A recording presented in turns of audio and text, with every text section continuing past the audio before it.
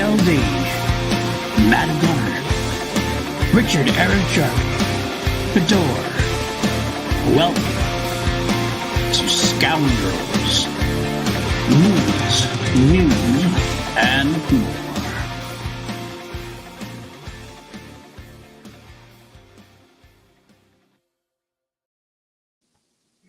Ladies and gentlemen, welcome to Scoundrels.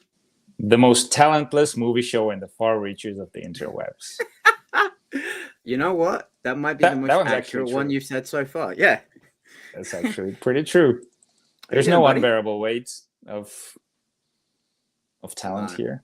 No, there's no unbearable weight. How you doing, dude? Yeah, doing good. It's been a while. We skipped last week. I missed doing the show. I hope PLD is doing better. He's still feeling the after effects of COVID. I feel like I hope his back's better. I haven't really talked to him a whole lot during the past week. Yeah, and plus I've been away on a little trip, so we haven't really had a chance to really catch up as a group. But PLD will be back from next week. He has assured us. So let's have as much fun as we can while we can. Let's have as much as we can while we can. Got Andres in the chat, Kelly, William, Bucks. Oh wow, everyone. We're stacked with the chat today. Yeah. We're stacked early on. This is good. It just shows, Europeans taking over the YouTube space. What's up, Christo? Yep, Christo is in the chat as well. Awesome. So fill me in on your week, buddy. You just got. I want to hear about your week, man. You got back from Vegas. You told me.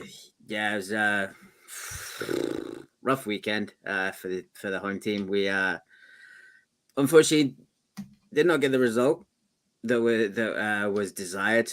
Shout out to Johannes and Brito for the very fluky first round KO lucky punch. So fill the people in. What happened? You went to Vegas to support a friend to watch his fight. Support a friend of mine for his fight, and unfortunately he got caught with a very lucky punch. I mean, it was very well timed. I'm just being a hater about it, but yeah, I'm back now and.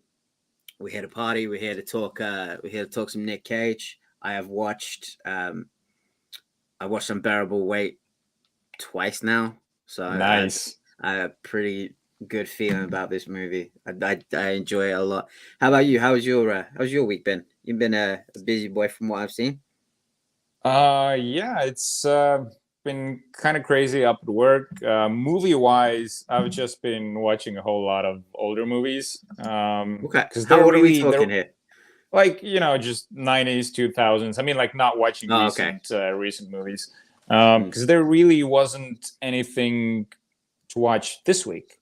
This past week was Unbearable Weight and The Northmen. Both were incredible movies. Oh, you saw The Northmen. What did you think? Yeah, of course. Give me your quick review. Great, by far the best Viking story I've ever seen. One of the best revenge stories I've ever seen. Probably the best of Alexander Skarsgård that I've ever seen. Dude, have you seen the video that came out of his training regimen? Oh yeah, I follow his trainer now. Like I follow his trainer's YouTube. I watch his videos daily. I saw a video come up on Men's Health on YouTube about it. And I was like, okay, I gotta check it out. But then I saw he actually did his trainer did a proper deep dive into his regimen, and it was something insane. It was something like 5,000 calories a day, and just like the trainer actually said that they didn't have to work too hard because he's always been in great shape. Oh yeah, he's always been in great shape. It wasn't as crazy as you would think. Yeah. But still a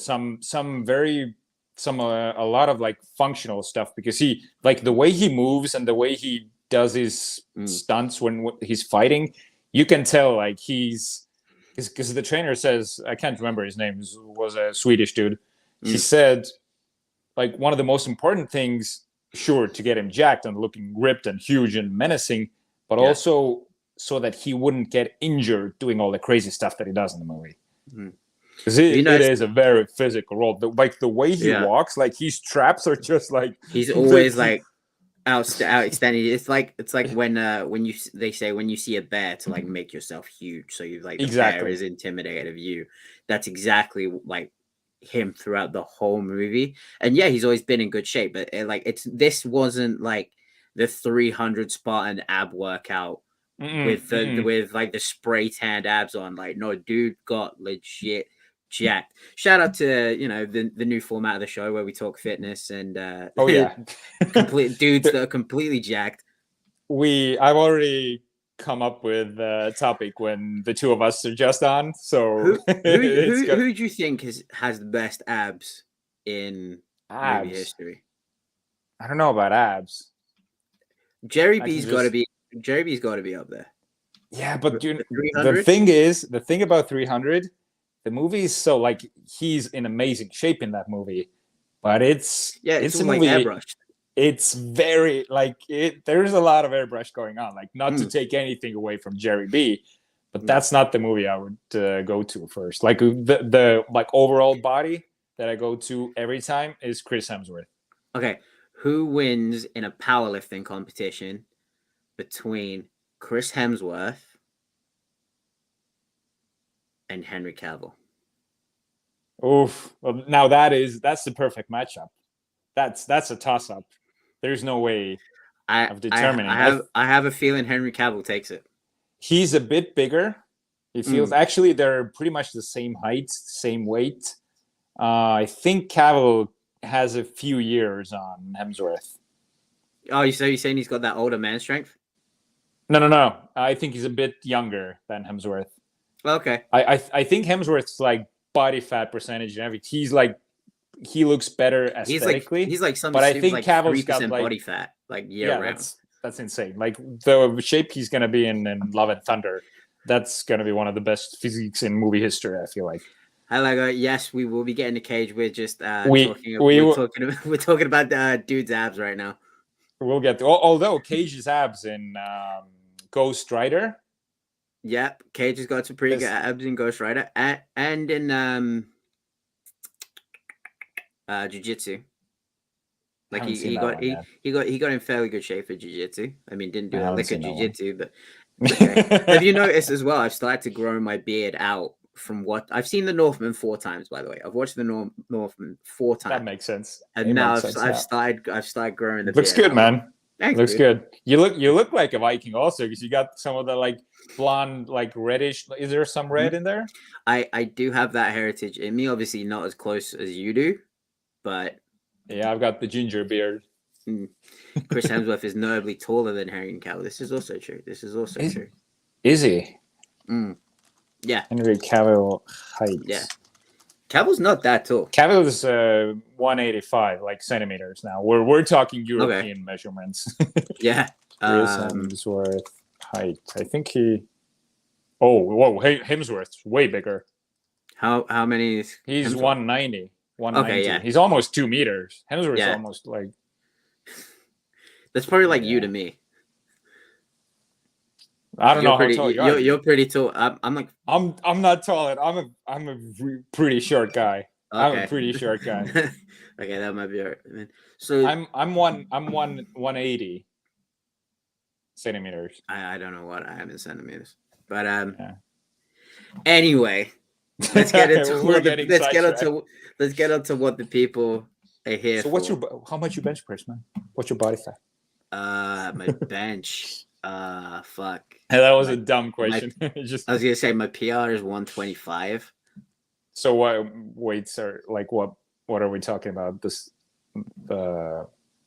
like what kind of weight? Like kilos? Okay. 125. Enough fitness, Jarvi. This is a movie show.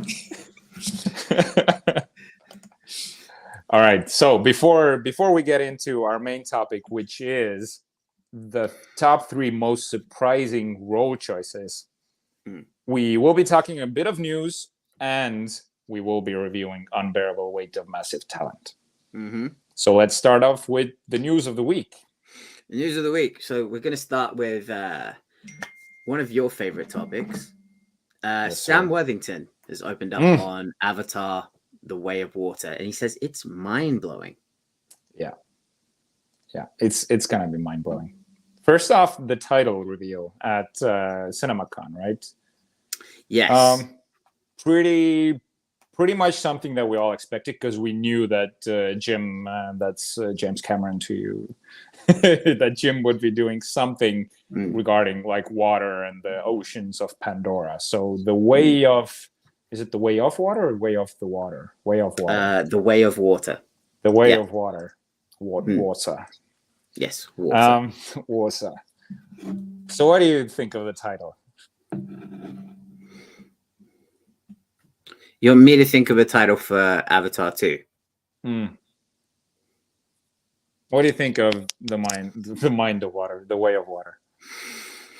I mean, I don't know, because whenever I think of Avatar, I always think of The Last Airbender. And I know that's two completely different things. So you got that. But he's not helping with the title, though. Bringing in water now. Avatar, water. I really have no idea, because I have no idea what to expect from this film. I had no idea we were even going to be getting a sequel, let alone like 3 or 4. So when he calls it The Way of Water, I'm like, is there like something like a creature like deep in the waters? There's gonna be a lot of creatures. I always wonder about that. Like we spend so much time wondering what's in space, but like I bet if we went down to like the depths of the ocean, I bet there'd be some weird shit. We've always looked towards the stars for aliens. We never thought to look inside our own Earth. The kaiju first made land in San Francisco. Kind of like what was it? Was it Cloverfield? Pacific Rim is where that I've watched Pacific Rim one time, and Charlie Hunnam's inability to perform even his own English accent put me off completely. He's doing an American accent there, but he sounds like he's trying to be English when he's trying to do American, and whenever he sounds like he's trying to do American, it sounds like he's trying to do English. It's weird. I don't know. He's so wooden in that one. But yeah, I'm sorry. Go ahead. How many times are you gonna go watch The Way of Water when it comes up? Probably at least 5. Yeah. Do you think it tops the first one? I'm gonna say, I want to say no, but I'm gonna say yes because it's Cameron, because it's James Cameron, and his movies, whenever they come out, they're not just great storytelling, great action, great acting, great characters, but it's gonna be revolutionary in some ways. And there's been a lot of talk about his tech that he's using to shoot underwater, what he's doing with the 3D, everything. Like, sure, Worthington said it himself. He's in the movie. I think this movie will blow our minds, just like you said, and I'm super excited. I think the title is a little boring, though. I don't know. The Way of Water. It sounds very. I love old school martial arts movies. It sounds like an 80s martial arts movie. The Way of Water. It sounds like a Tai Chi movie or something. You know he's gonna do the Sahelu with some of the sea creatures there. He's gonna be the Sahelu, the Bond. I just want to know if he's gonna call the next one The Way of Fire. No. No way. I just want to know how they're gonna talk underwater. Is there gonna be like nature? Let's connect with the water monster. Do you reckon it's gonna be like I know it's like a pretty touchy subject to bring it up at the minute with Aquaman, but like the bubble that comes up and they talk inside the bubble. No idea. There is no way getting around. Yeah, and let's not talk about it. Let's not go there. So let's move on to something that we all do really want to talk about. We have a title for the 7th Mission Impossible movie. And 8th. Because it's split into 2 parts. They're doing the Harry Potter on us. The title is Mission Impossible Dead Reckoning. Very ominous. I love this. I love this. We've gone from Ghost Protocol Rogue Nation, Fallout, and now to Dead Reckoning, and then you go back to Mission Impossible 2, and it's just MI2. Yeah. I want to know who comes up with the titles, because I feel like MI2 should be retitled. But an article's come out. This is everything we know about it so far. The crew's remained fairly quiet on the plot. on there's the plot of everything, but we have the title. We know it's going to be split into 2 parts, and apparently it's going to be the end. Apparently, these are the last 2. These are the last 2 movies. They apparently showed something of a teaser or something. Yeah, at CinemaCon. At CinemaCon, they did show the big stunt in there as well. I don't want to know what it is yet. Was it the train one? The one that he was doing in Scotland? I just heard that there's a big stunt that they showed. But actually, it makes a lot of sense because the movie's called Dead Reckoning. They are bringing back characters from the very first movie. In this article, they said that Henry Cherney. Yeah, I think that's how you say his name. He was back. Yeah, that is very surprising. So I wouldn't be, dude. What if Sean Voight shows up somehow out of retirement? Like he's retired, right? Do you reckon he would? No. But it's TC legend. I wouldn't put it past him. I wouldn't put it past him at all. And I just want to know if in this movie or the next movie, do Simon Pegg's character Anthony Hopkins, maybe. Ooh. That could actually happen. Do you reckon we find out what happened to Max? Maybe. Isn't that Max's daughter? That's that is Max's daughter in Fallout, I think. Yeah, that's right. Yeah. They even refer they play around with it, they openly mention Max. But I just want to know if Simon Pegg's character and the Australian Simon Pegg Billy will finally meet and be in the same movie. Remember the Australian guy? Oh, the Australian guy in the second one. Why can't I remember him? The Australian guy that flies the helicopter. Right, I'm totally blanking on him. I remember from MI3. I remember Jonathan Myers, but he's in MI2, and he's the one that he flies the helicopter and everything. Oh, something does ring a bell a little bit. I can't remember the actor at all, though. But this. Well, how are you feeling about the fact that they are splitting it into 2 movies? Sort of. If they could split it into 3 for all I give a shit. Just give me more. Really? Yeah. Really? You want sort of, because why I'm asking this is I always get very hesitant and skeptical about when they're breaking it up into 2 movies, because it usually it feels works like with Infinity War and Endgame, right? That's true, but these were actually it was Infinity War and it was Endgame. These were both very condensed, separate stories in a way. I'm afraid they're gonna do I'm pretty sure Tom will let this movie suck, and those movies suck. No.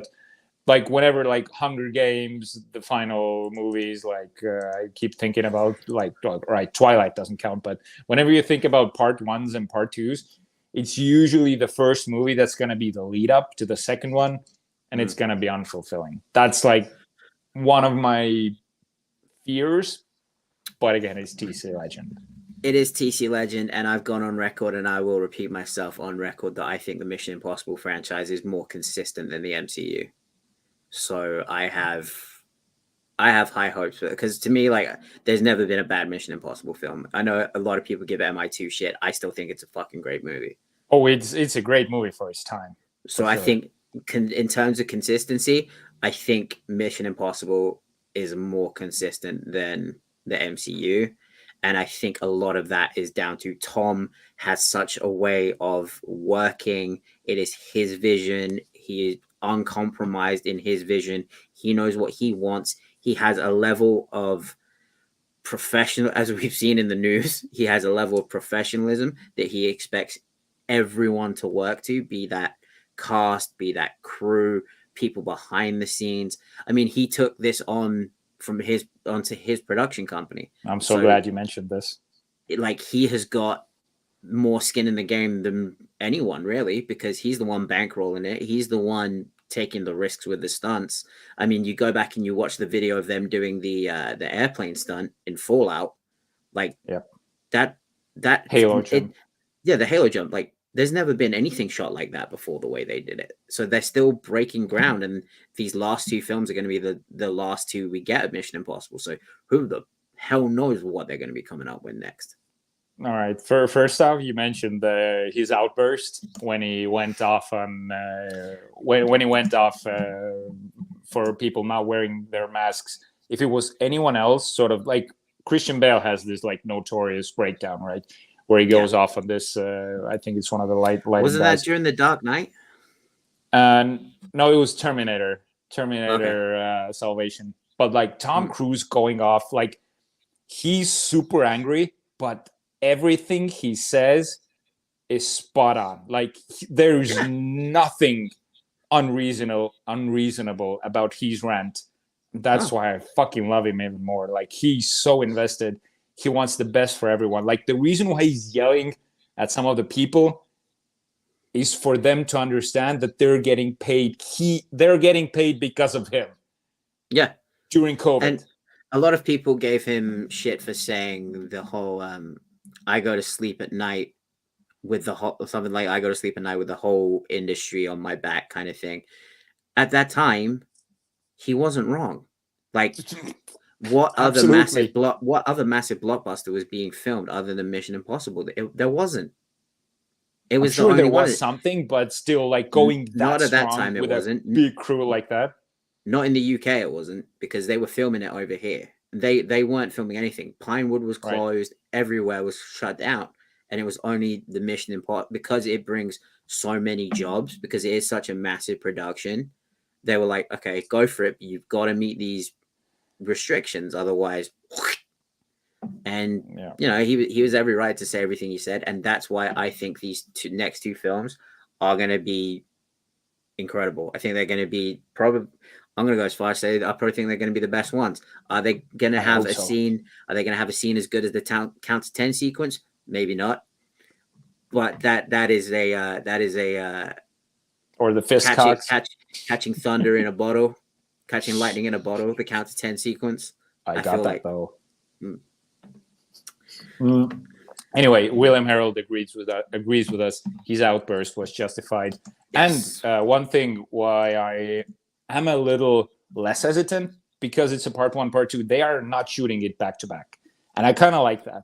It means the first one was the first one was finished.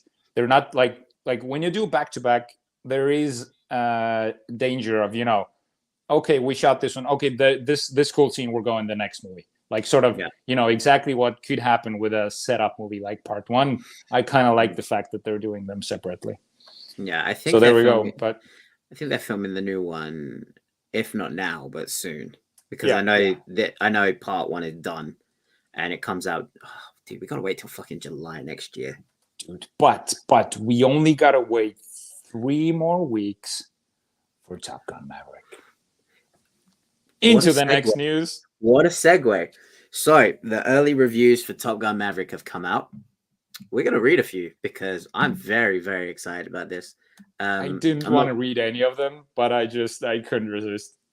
Top Gun Maverick is a lot of fun, loaded to the brim with some jaw-dropping flight sequences. Tom Cruise is really a madman for some of this. Tons of nostalgic callbacks to the first and a few surprisingly emotional beats. See it on the biggest, loudest screen. I'm for damn sure seeing it on an IMAX screen. Oh yeah, this is an IMAX movie. This is an IMAX movie. What are some of the other ones? Just saw Top Gun Maverick at CinemaCon. Goodness gracious. Might be the best movie in 10 years. Thrills and chills, tears and cheers. Tom Cruise is unparalleled. It exceeds anything you could imagine. Extraordinary, tense perfection. Miles Teller crushes. There was another one that said best movie of the year.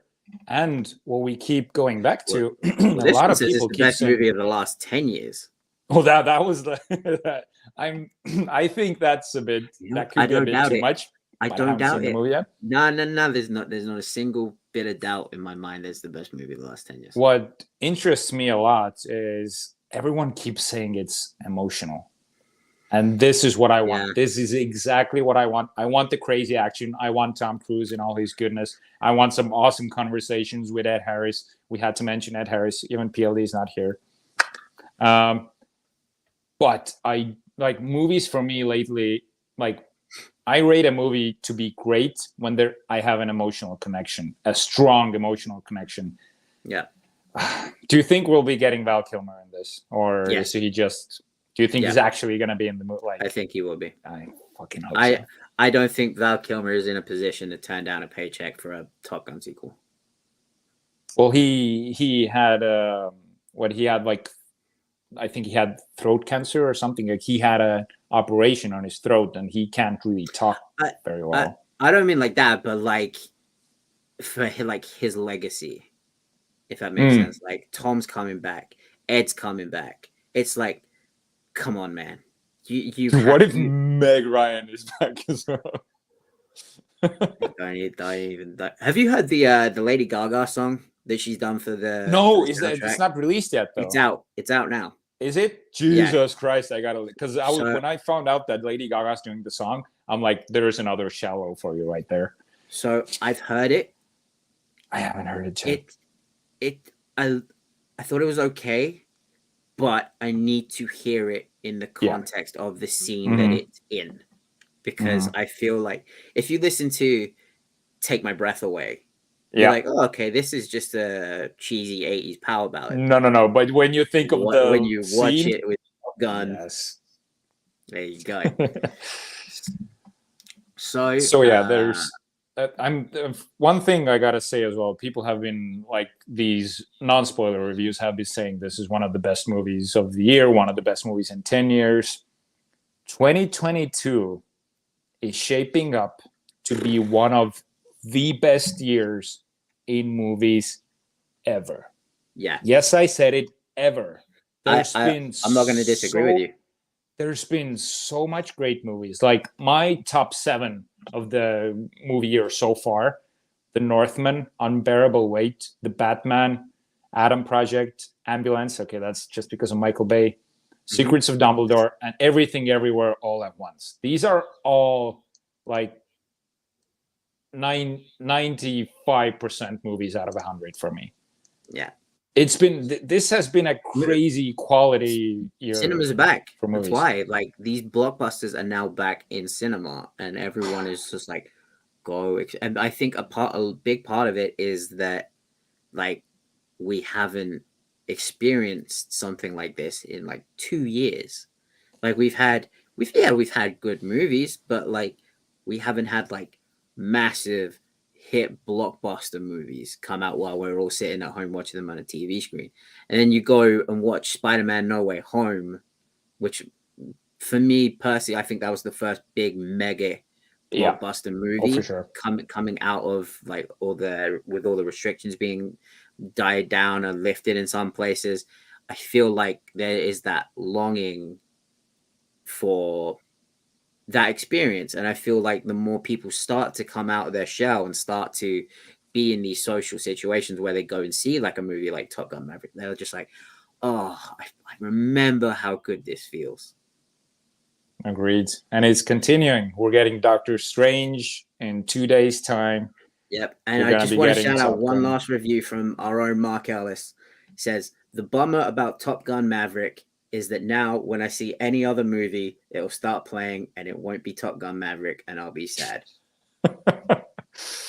Yeah, like Christo said, nothing's going to be Take My Breath Away. Do you think we'll be getting like Take My Breath Away in that movie as well? No, we're going to be focusing only on the Lady Gaga song? I think we get Danger Zone. Oh, we have to get Danger Zone. Come on. If we don't get Danger Zone, then I'll still love the movie, but I'll be like, come on. Like, you fucked up there. I haven't got authority. You're not wrong. You're not wrong, Harold. You are not wrong. Okay, should we get into our review for the week, also known as Lego's favorite part of the show whenever we talk about Nick Cage? Unbearable Weight of Massive Talent. What a movie. what are your early, I guess, give me your baseline overview of what you thought of this movie. Nick Cage is really back, and it's not like he went anywhere. The fact that they kept saying that line, dude, I was just like, you know what? He ain't wrong. No. He ain't wrong. I loved that. I thought that Neil Patrick Harris was going to be playing himself. Really? I love Neil Patrick Harris as his agent, because you can tell he has the best, like the best intentions for him. But then he cuts to these like out of body experiences where it's like Nick Cage, the family man, like the Nick Cage, just him, and then you have like movie star Nick Cage. It's just like, you're not an actor, you're a goddamn movie star, you're a goddamn Nick Cage. And then like you see that there's the scene where like Nick Cage makes out with himself, and he's like, God damn, Nick Cage smooch is good. I'm like, I'm like, what am I watching right now? This is this is brilliant. This is cinema. This is cinema. Like the self-reflection and the ability not to take himself too seriously, yet he does it with pride. Like he makes fun of himself, but he never makes fun of himself like, I'm kind of dumb for doing this, I'll give it $20,000 for this statue. Like he makes fun of it, but he also realizes that is him, and he's proud of that. Like, there's a fine line. He doesn't make himself feel like too dumb. It's like like they found this perfect balance of just like self-referential comedy and yet feeling proud of himself. I feel like there's a bit of like, yeah, you can make all the memes of me you want. You can make all the fun of me you want. I'm the one here making these movies. You're the ones watching them. You're the ones critiquing them. I'm the one that's the star of them. And it's just like, you know what? You're right. You got me. Like, he's become like such this memed character, like this kind of caricature of himself. And then you see like the scene, it's been in all the trailers and everything, but legit, the scene where he's on the wall where him and Pedro Pascal are both on LSD together. Like they've both taken acid. And like he's like holding on to Pedro Pascal. Pedro Pascal falls down. He's like, I love you, man. I'm just like, I'll never forget you. I'm just like, you if that had been an actual scene like that, that would have sold me. Yeah, Krista, we're doing spoiler review here. So if you haven't seen the movie, we'll be spoiling everything in the movie. Krista, this is obvious. Whenever we're doing reviews here, these are going to be spoiler reviews. So tune out if you don't want to know what happens. Yeah, luckily we haven't spoiled anything like super. I'll do it in 3 seconds. 3, 2, 1. Nick Cage and his younger self. You mentioned it as well. Like Nick Cage and his younger self having these dialogues, having these conversations like this, and the de-aging, not half bad. Pretty fucking good. Like pretty damn good. Usually they're super distracting. This was done pretty well, and this is not a high budget movie. No. This was what? I can't remember. I think wasn't it just like 10 million or something like that? Something like super cheap. Yeah, that is like a micro budget when you're thinking Hollywood movies. And okay, the way this movie opens, it starts with a Con Air scene. A scene from Con Air when he's doing. I forgot about that. Yeah, that was perfect. Like I wanted like the Rock references, Con Air references. I wanted all of that. So when that came on, I was like, yes, this is exactly what I signed up for. This is what I wanted. Ripped Nick Cage talking in a fucked up Texan accent. And when he shows what kind of shape he's actually in right now, what the fuck? The dude's like, he's like 50, 55 or something. Yeah, he's got to be mid-50s for sure. He's in seriously great shape. It's not easy to keep, that fit at his age. No, not without a little bit of help anyway. Yeah. Exactly. But Nick Cage would never do anything like that. What do you think about the dynamic, the relationship between him and Pedro Pascal? Oh, it was a match made in heaven. I mean, their chemistry together. And Pedro Pascal, I think it was one of the news bits that we covered. Like Nick Cage sort of reawakened his passion for acting. That's gave him like a second wind. And I think, as we said, like Pedro Pascal was like on such a hot streak. He was probably just burned. He's probably just burned out. Holy shit, dude! I wouldn't be surprised. Yeah, he's 58. That's crazy. Dude's almost 60, and like, are they? Is Cage and Tom Cruise? They're.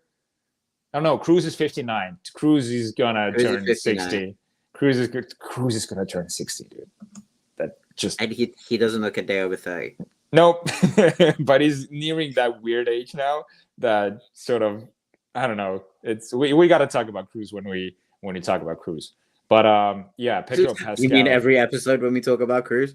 We got to do something. We got to do like a special on Tom Cruise. But him and Pedro, like you mentioned it before, when they're doing acid together, driving around in the car, just like coming up with a movie idea. So basically the whole premise is like Nick Cage is down on his luck. Like he tries to get this movie role, he doesn't get it. So his agent, played by NPH, Neil Patrick Harris, says, "Okay, you get something like $10 million or $100 million or something." No, like that. I think it's $2 million. It's not that much. Yeah.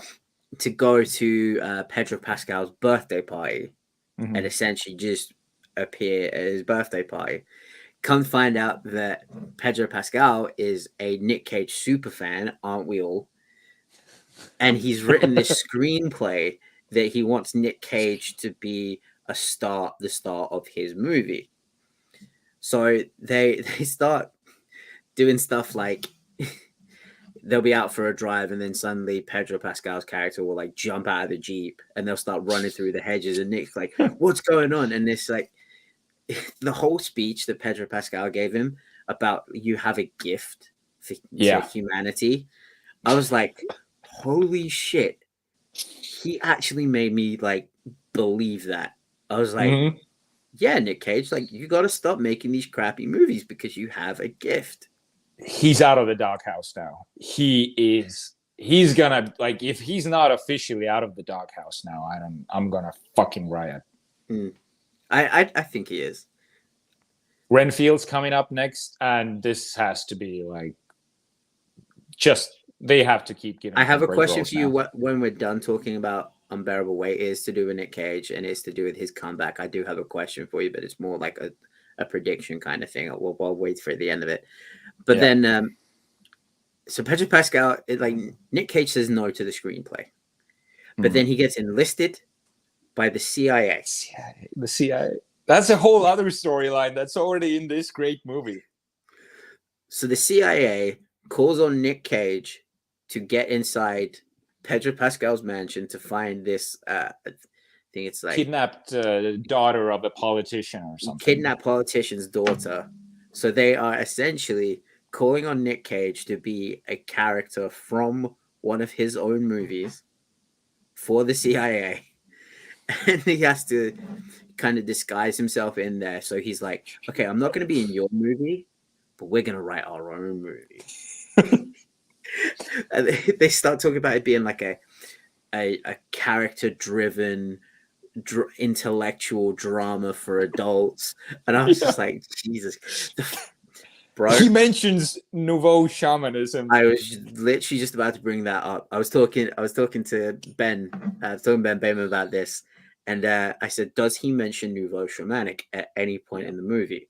And he was like, "Yes." He goes on this. Sure, I was like, "Don't tell me anymore. I just need to know if he mentioned it."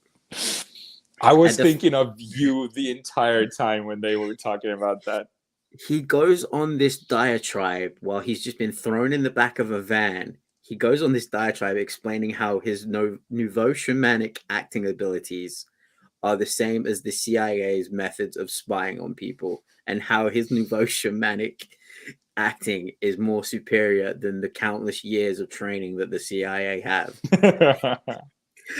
And I was just like, this is perfect. if I wasn't in before, like I am now hooked on this movie. It was truly a fun movie with. He doesn't take himself too seriously. And that's the perfect thing for me for Nick Cage. Like, don't try to be too serious. Like, have fun. Yet he does. Like, that's the perfect balance in this movie. He doesn't make it too big of a joke out of himself. Lego, it probably doesn't, but in my head, like, that's the word that I wanted to use. So I probably have used the complete wrong word. But I don't even know what that word means. I don't know. It just sounded right. Educate the stupid European.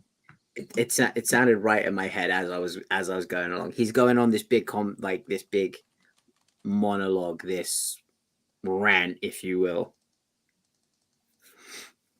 But so yeah, one of the best movies of the year for me. Yeah, this is I gave this a 4 out of 5 stars. You know what? I think I'm gonna give it a 5. 5 out of 5? I think I might give this 5 out of 5. Do you think it's a perfect movie? I think this is a perfect movie because you have at the end of it, like it transforms from like this autobiographical, like comedy, and then it becomes a Nick Cage movie. Like it becomes The Rock, it becomes Face Off, it becomes Con Air because he actually has to go and take on these mafia bosses, and it's just like Nick Cage, his wife, his daughter, who is played by, I didn't know who the actress was. That's Kate Beckinsale's daughter. No way. That's Kate Beckinsale and Michael Sheen's. Kate Beckinsale and Michael Sheen's daughter Lily plays Nick Cage's daughter in this movie. I had no idea. I had no idea. Guess where I found that out? You stalked Beckinsale on her Instagram account? Beckinsale's Instagram. Yeah, she posted a picture of her daughter, and Nick Cage at the premiere. I was like, wait, hold on. Is Kate Beckinsale in this movie? Yeah. But like you mentioned The Rock, I was so looking forward to getting something Michael Bay-ish in this. And it was like almost at the end of the movie, we really didn't get a I think they referenced The Rock maybe a little bit, but at one of the very final scenes when they're at like they first have this big showdown at the embassy, and then we transition into the movie version of the finale, and you get this low like heroic shot of the actors. You show the slow-mo American flag waving, and I was like. Yep. Yes, there we go. That was the Michael Bayism I needed in this. And think about it, like they're on an island in like the middle of the ocean. He's got to go and rescue someone. Dude, they had the fucking green, like what's it called? The poison, sarin gas. Sarin gas. Yeah, they had the props in his like basement where he had all the props.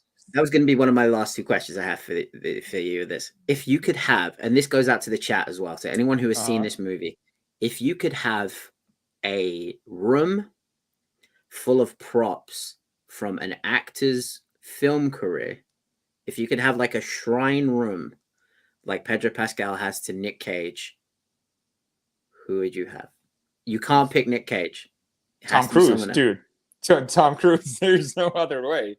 I think mine would either be Tom Cruise or Keanu. I want Keanu's surfboard on my wall. I've got like a bunch of skateboards on my wall. I would love to have Keanu's surfboard from Point Break. And you should have his FBI agent's badge as well. Yep, I'd have the Neo trench coat in my wardrobe. I'm thinking what kind of prop from Tom Cruise I'd like to have, though. The jet. Just jet in my room. Probably the katana from The Last Samurai. Oh. Or 2, because he does it with 2 at the end. Like he finishes like the great fight scene. Dude, that would be perfect. Or actually, no, I would probably say Bruce Lee. No take backsies. All right, let's get into our main topic. Let's do this. So Matty, our main this topic. this is your topic. So our main topic for this week is very Nick Cage themed. I think I would say. I feel like this is a very Cage-esque topic for us to be talking about. This is unexpected roles that a role that an actor has taken that we find to be very unexpected. That we're kind of like, they're really going to do that. Okay. And now they don't have to have knocked it out of the park. It could have been absolutely terrible when they did it. But you get the idea. So, first off, I'll say that I misread the assignment a little bit. Mine is surprising role choices, not by the actor, but just an unexpected role for the actor. Because these roles that I picked, no actor would not go for them.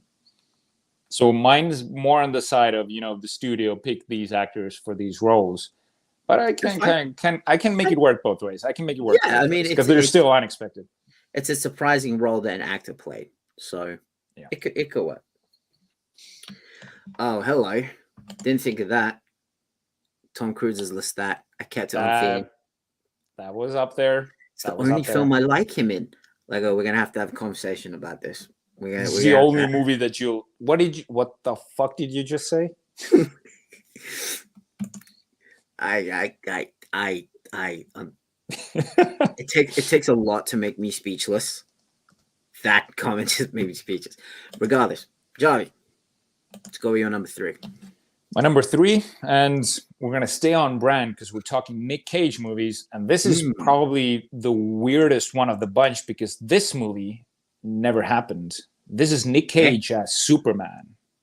Nick Cage as Superman Lives, which didn't happen. Now we have. Do you know this? Nick Cage was cast as Superman. No. Dude, have you? All right. So Tim Burton was gonna be directing Nick Cage as Superman. This was supposed to happen in the 2000s. There is video of him in a suit test. He's in the Superman suit talking to Tim Burton. He has long hair.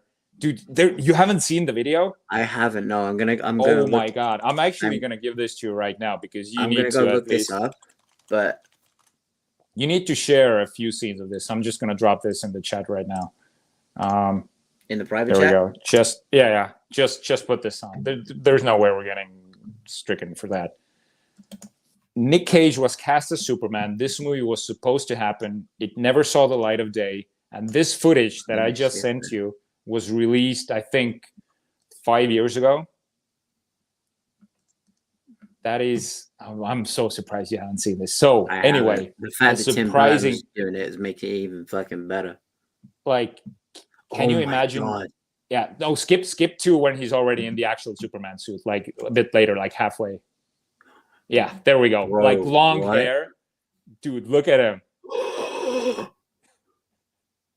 And he's talking to Tim Burton like, yeah, this is more of a, we're gonna have the long hair and the cape feels pretty good. Like this is Nick Cage as Superman. That was supposed to happen. It didn't. Yeah, that is wow. Dude, I'm so surprised that you haven't heard of this, and I'm pretty proud that I was the one who got you to know this now. Kevin Smith wrote the script. I think it was something like that. Yeah. There's a great documentary about this from John Schnepp, R.I.P. John Schnepp. Yeah, The Death of Superman Lives. He made a documentary about this movie and how it got scrapped. Oh no way! Why did they scrap it? I don't know. It was probably someone in the chat knows more why it was scrapped, but there was some production because obviously Tim Burton did problems. Batman, so I don't know. Was he trying to start a universe or something? It looks like Loki. It does look like Loki. Dude, maybe that's Loki. Like, oh, he's a trickster. Oh, dude, what if we get a Nick Cage variant of Loki? Oh, we already got Hiddleston though, but still.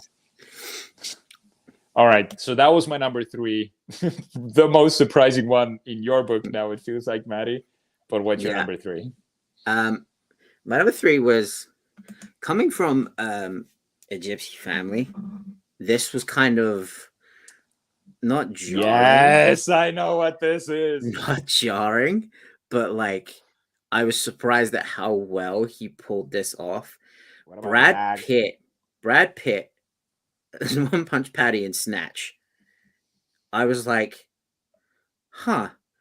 Brad Pitt, great pick. You got Hollywood superstar, pretty boy, Brad Pitt, and he's playing a pikey. I was like, oh, Karen. Okay. Got the Karen. And he actually the accent, little bit to be desired. But when he starts going on, he's like, what good is a fucking caravan with no wheels?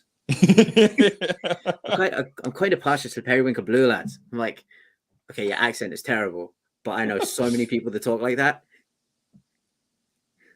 And we talk about dudes that got in insane shape for a movie. Oh yeah, but that's the Fight Club shape that is in. That's I guess that would be around the same kind of time. 99?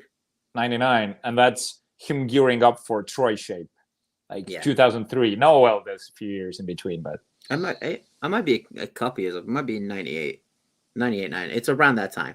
Something like that, yeah. Yeah, Brad Pitt playing a pikey never would have in a million years. And not a starring role. He's a minor character. He's an important character. Statham is the lead, and this was at a time when Jason Statham wasn't even a massive superstar yet. Yep. And in my opinion, this is Guy Ritchie's best movie he's ever made is Snatch. Yeah, second would be Lock, Stock, and Two Smoking Barrels, but to me, Snatch will always be number 1. What about King Arthur with Charlie Hunnam? I went to the premiere of that. It sucked. It's actually it's decent enough. Talk about surprising roles. I can't believe Jude Law picked to be in a movie that trash. But okay, let's go for your number 2. My number 2. Now we're getting. I feel like this is very obvious, but still, it's one of the biggest ones when you're thinking of surprising roles, and this comes because of this major backlash. Mm-hmm. It's gonna be Heath Ledger as Joker, and I tried not to put this on my list because it's what everyone talks about. But lately, I've been on a Heath-a-thon, if you will. Mm-hmm. I watched A Knight's Tale. I watched 10 Things I Hate About You. I saw you put in in our group chat, in our Scoundrels group chat. You were watching A Knight's Tale. I was very happy. Very good. And I wanted to talk about his role as a Joker in The Dark Knight. One of the biggest misconceptions the world has is that Heath Ledger on the set of The Dark Knight was method all the way. He was that this is the role, what kind of made him. The dude was the nicest guy on set. I'm guessing you're referring to the documentary that came out, right? No, I'm talking. I think it was a Collider interview with the black dude who played one of the mob bosses in the scene where he made the pencil disappear. White. Someone. No. I think that's from the I Am Heath. The Mortal Kombat actor. I can't remember his name. Mackay. No. Anyway, the actor that did a scene with Heath Ledger in the movie. It said that this is one of the biggest misconceptions that people have, is that role was kind of what threw him overboard. He was too method. No, so I would encourage you to go watch. I think it's called I Am Heath. It's the documentary. I haven't seen that one. It's the documentary about his whole career. He used to direct music videos, and it's about, they go deep into his childhood. One of his childhood best friends lived with him while he was coming up with the character of the Joker. It is true that he sealed himself away, but he talked about the moment when he came up with the laugh, and he said how it was one of the most proudest moments of his life, and he was like, shh, don't tell anyone, because he wanted people to hear it for the first time on set. And just how Michael J. White. Sorry. Mehcad Brooks. That's it. Yes, Mehcad Brooks. Yes, he does need to go. He needs to go. And I meant Michael J. White as the actor who we talked about. I completely forgot Michael J. White was in the movie. Yeah, that's what I meant. But yeah, he got so much hate when he was cast. His look was totally different what we were used to seeing the Joker as. Mm-hmm. And this role can be considered as one of the best performances of all time. Do you know what the licking of the lips came from? Like, probably because of the whatever the mascara. Yeah, so he had the Chelsea smile that was a stick on. Yeah. So he kept like licking his lips to like keep it to keep it on. To keep it on. And Nolan was like, keep doing that. Like, just roll with it. Don't worry about it. Just keep doing it. That's perfect. So it became like one of the little habits. Dude, I strongly recommend watching that documentary because, like, well, everyone knows I love Heath. Like 10 Things I Hate About You and A Knight's Tale are two of my like top movies of all time.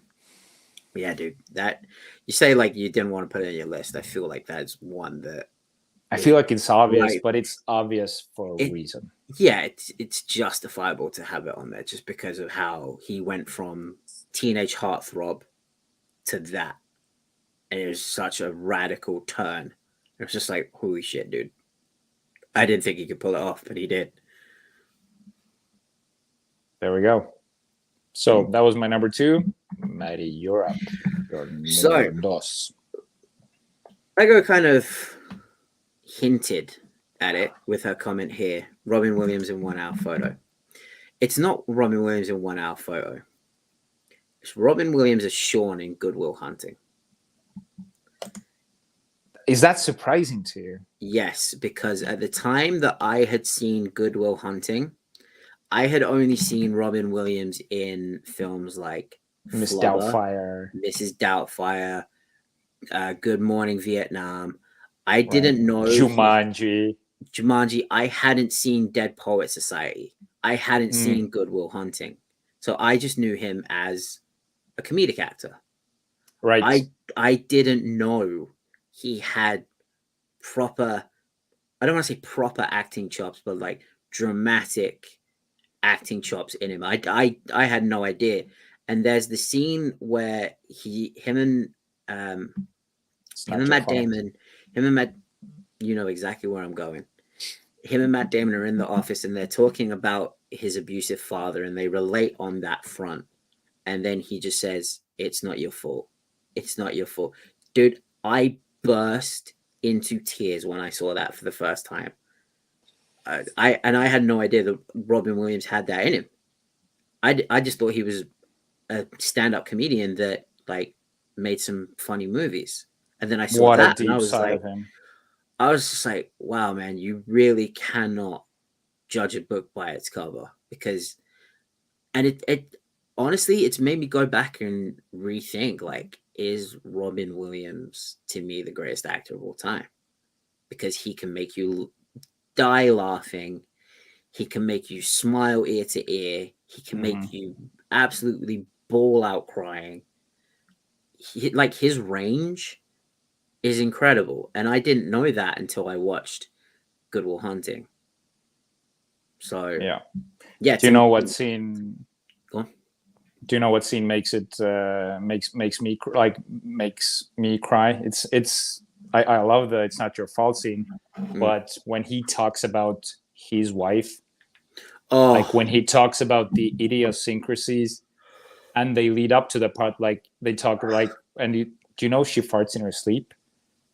And then just Matt Damon starts laughing. They're both just laughing, like tears running down their face, laughing. That was unscripted. Matt Damon was actually laughing of Robin Williams just going off script. And then he turns it around and he's like, and these are the things I miss about her. All these little idiosyncrasies. Yeah. That's like, we've all been through like breakups, stuff like that. That kind of like, oh man, it is always the little things that you miss about the person. Yeah, and like I didn't know he had that in him. I really didn't. People kept telling me watch Good Will Hunting. Watch Good Will Hunting. It's a classic. And this was like, obviously now I've watched it like 10 plus times. I absolutely fucking love the movie. But back then it was just kind of like, oh, he's a funny actor. He's a comedic actor. And then I watched that. I was like, oh no, he's a all around like legend. He's a thespian.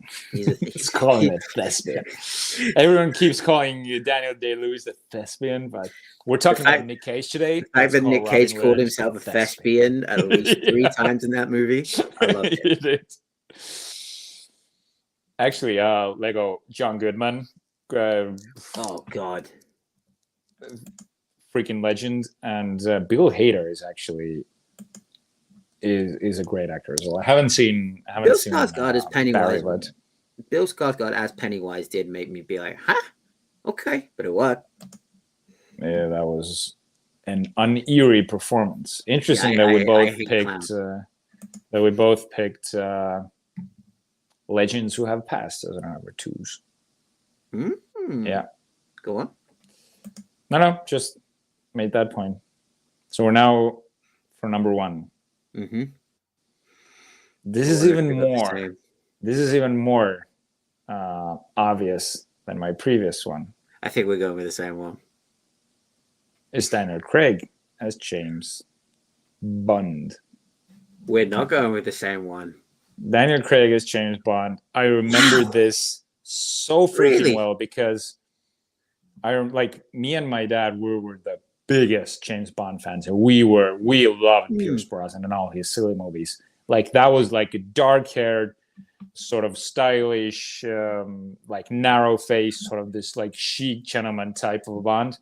When Daniel Craig got cast, we were furious.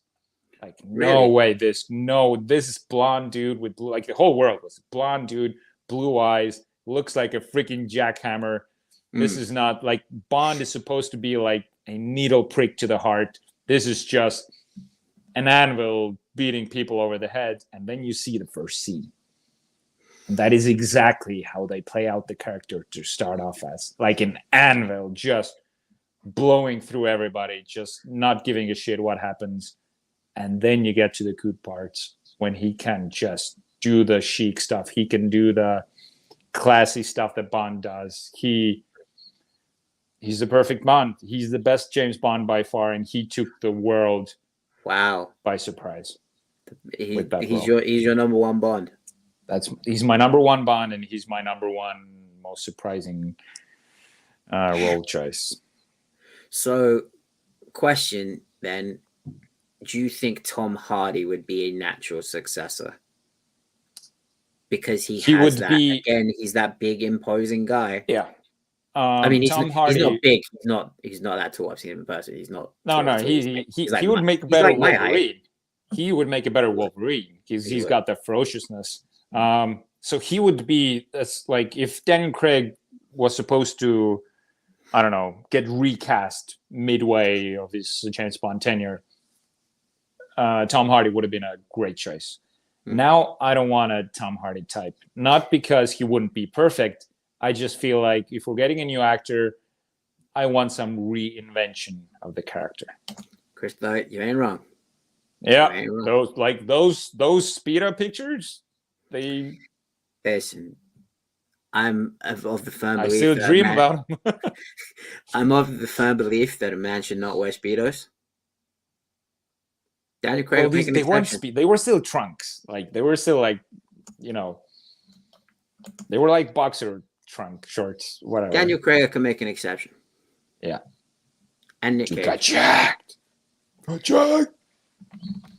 Okay. That's my number 1. Yeah, this is a very good one. I'm very surprised because I know how much you love Daniel Craig. I'm like I'm surprised that it was a surprise to you. Glad I could be of service. Now I'm very curious what you thought we would both have as your number 1. I mean, there's only one, right? TC legend, Les Grossman. As? Oh, yes. Dude, why didn't I think of it? Why did I not think of that? You have Player. You have Mr. Movie Star, like the epitome of the industry himself. Shiny white teeth, chiseled jawline in every Hollywood blockbuster. And then he goes, you know what? Then he goes, put me in a fat suit and a bald cap and have me play. Make me dance. Make me dance. And let Give me fat play, hands and let me dance. And let me essentially play Harvey Weinstein. Yeah. Because that's who the character was based off of. And I still, to this day, I still use the phrase, why don't you take a big step back and literally fuck your own face. We don't negotiate with terrorists. I get that they couldn't make Tropic Thunder now. Like, I 100% understand that you could not make that movie now. That's why it's perfect. That's why it's perfect, because it came just on the like the edge of when it was okay to do like risque comedy like that. And you look at the cast that does it, it's not just a bunch of comedians. It's Matthew McConaughey, Ben Stiller, Robert Downey Jr., Tom Cruise. And you're just like, they really just decided to go balls to the wall for this. I just, yeah. Tom Cruise essentially tried to commit career suicide with this role. Oh, yeah, but that was the perfect choice because he was on a downward spiral at that time. That was like the Scientology stuff. Yeah, that was the Scientology stuff. He did MI3. It didn't do well. People didn't go see it. Then he was like, yeah, fucking put me in that movie. Give me fat hands, make me dance. Like, it was probably like halfway through the movie, and I'm seeing less. Like, that was the time when I didn't really go on the internet to research movies before they came out. I had no idea that Tom Cruise was going to be in this. And I'm looking at that character, and I'm like, dude, that's Tom Cruise. People I'm at the cinema like, no fucking, that's Tom Cruise. That is Tom. I was freaking out in the cinema, like, that's Tom Cruise. No fucking way. Tom Cruise walked so Colin Farrell could run as the Penguin. Sorry, Tom Cruise. Tom Cruise walked so Colin Farrell could run as the Penguin. Oh, Les Grossman versus the Penguin. Now that's a matchup. we may have to do a class action episode like that. Dude, class action, yes. What's wrong with this? Paying dues disguised as another dude. Yeah, that's that dude. Actually, like Robert Downey Jr. as Osiris, that is doing blackface. That has to be a surprising role choice. So I know everyone hates the guy now, but this was before he started talking all nonsense about COVID stuff. Robert Downey Jr.'s interview with Rogan, he goes into this, and he explains it was like, I wasn't doing it to be intentionally offensive. I was doing it to show the hypocrisy of these actors that do things like this just to get a role. And I was like, you know what? He was kind of in the phase of his career where people didn't really give a shit about him. Because correct me if I'm wrong, I don't think Iron Man came out before Tropic Thunder. I think Tropic Thunder came out first, right? I think Tropic Thunder was 2007, and no, Tropic Thunder was 2000, same year, but Iron Man came out later, I feel like. Yeah. So same year. He had no idea he was about to have this career resurgence, so he probably got this in just in the nick of time. Iron Man came out in May. No, actually, Tropic Thunder came out right after Iron Man, but that was still like Iron Man took a while to get his star up there. I feel like Iron Man came out, people were like, oh, this movie's great. Then it kind of snowballed a little bit because things didn't move that fast back then. And correct me if I'm wrong, didn't Tropic Thunder get nominated for an Oscar? Yeah, Robert Downey Jr. got nominated for an Oscar for this role. Like this. And that's exactly what he was talking about. He got nominated for an Oscar where he's in blackface. And he's just basically like, I was right. Look, I've proven my own point. I was in blackface and they wanted to give me an Oscar for it.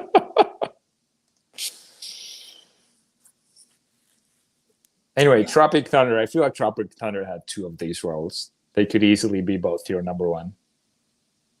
Go on. Who's the other one? No, did you picked Les Grossman, Tom Cruise? Oh, yeah. right. Oh, so you're So, saying but RDJ would be the other one? Yeah. This Oh, could yeah. easily be swapped as I feel like your number one. Yeah. Yeah. You could definitely swap him out for multiple reasons, but TC Legend choosing to, wear a bull cap and a fat suit and the dance and the dance. He did the dance at the MTV Movie Awards, like MTV Awards.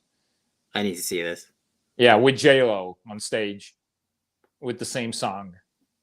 Yeah, he came up like the friggin' escalator and just did and like when he kept yelling for a Diet Coke as well, because like he thinks that because he's just pounding Diet Cokes, that's not gonna be as bad as him just pounding like regular Coke. It's just like, dude. Player G5 player. Yeah. Show me. So listen up, Flaming Dragon, fuckface. We are Flaming Dragon. Yeah. We will set up a scholarship in his name. Yeah.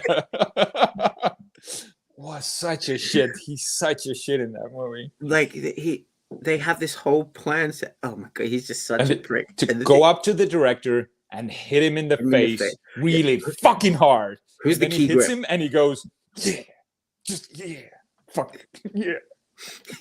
And when he says to Nick Nolte's character, he's like, "Oh, this country owes you a debt of gratitude," or something like that. Yeah, he's just like, he gets "No, really serious, like up." for a second. He's saying all this stupid shit. This country owes you. This country owes you a great debt. Like super serious. Fuck up. Yeah. Wow. Oh man. Yeah, we definitely. So that's we need to do a piece on Tom Cruise. Oh yeah, this was our top 3 most surprising roles. I feel like Matty, you won it with your list. Yours was I don't know, more dude. fun. Heath Ledger playing the Joker is kind of like, holy shit. I don't know. I'm just saying your list is. I like your list more. Thanks, I like your list more. I like your list. I don't know if I like it more than mine, but I like it. No, you shouldn't. What up, Sean Wingblade? He's back. William Howard, I need video of this now. I'm guessing he's referring to the MTV Awards. Actually, the thing is, this has been removed from everywhere. I've been trying to look it up. You can Google it that it happened. MTV Movie Awards stands when it was in 2010. Oh, I think I found it.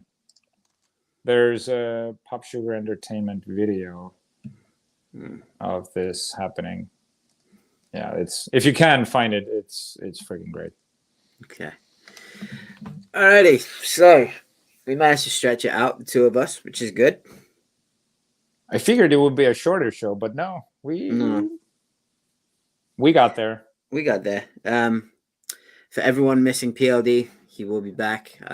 Go send well wishes on socials and DMs and stuff. He's been a bit of a poorly man over the last couple of weeks, so obviously we want him back at his sassy self.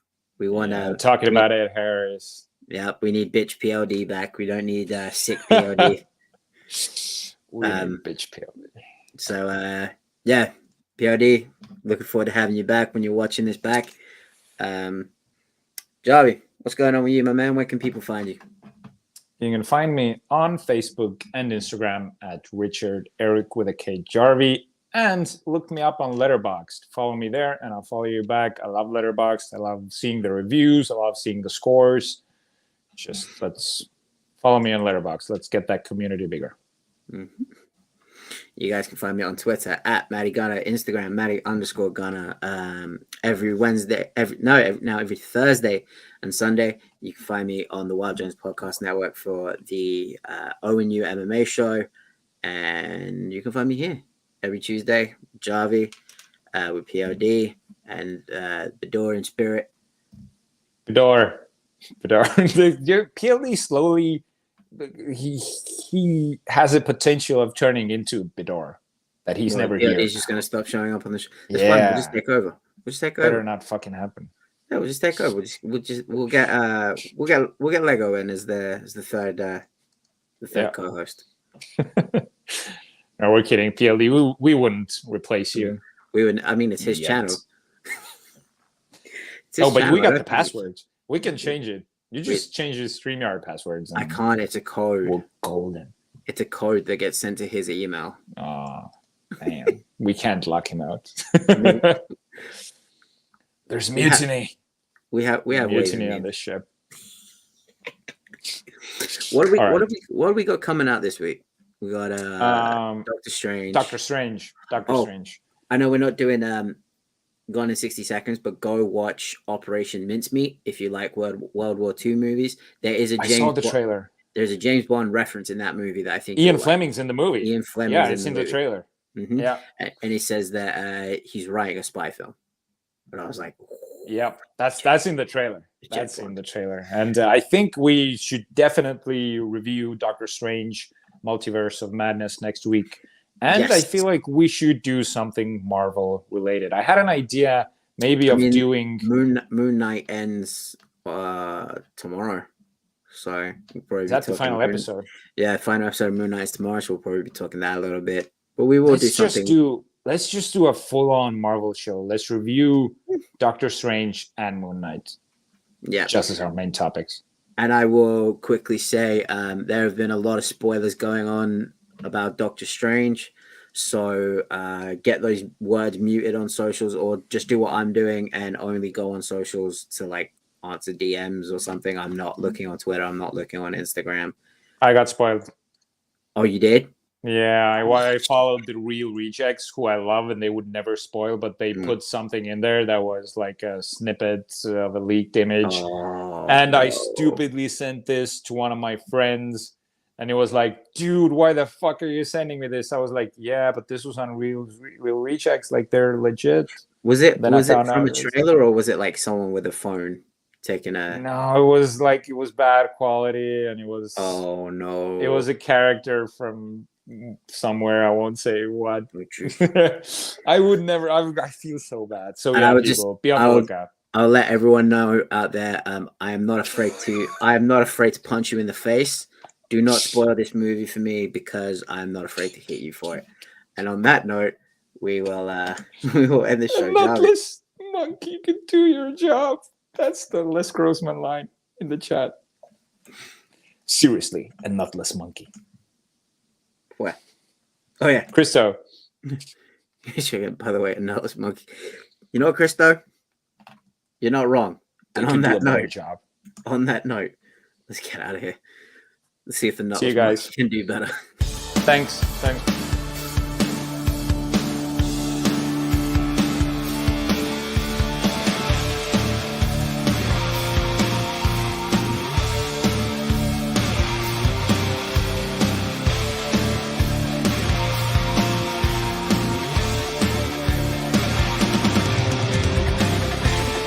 PLD, Matty Gunner, Richard-Erik Jarvi, Bidoor. Welcome to Scoundrels, Movies, News, and Food.